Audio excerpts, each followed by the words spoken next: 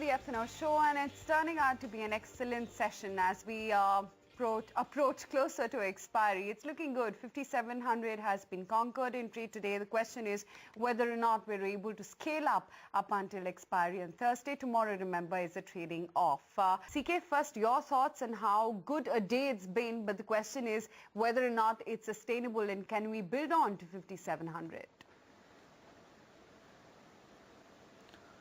Well, we have been waiting for this upward push, right? Ever since the last, I think, couple of weeks, we have been waiting for this.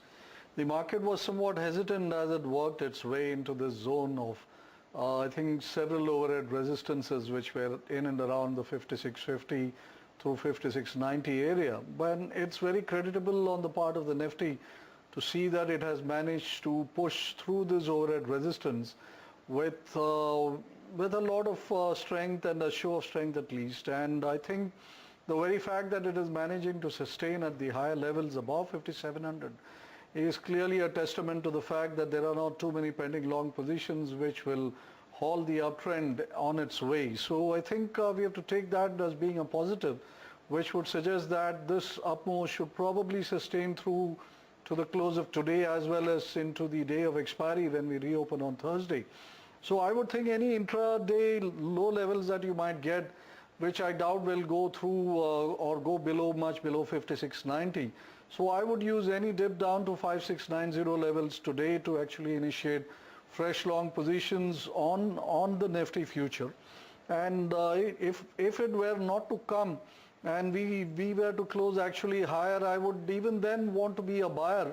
But maybe not in such large quantities because tomorrow being a holiday, we may have to weather some sort of overseas influence. But in either case, whether it closes better or closes down or trades down a bit, we want to be a buyer in Nifty future. The Bank Nifty has been doing pretty well. We had a long position pending in Bank Nifty.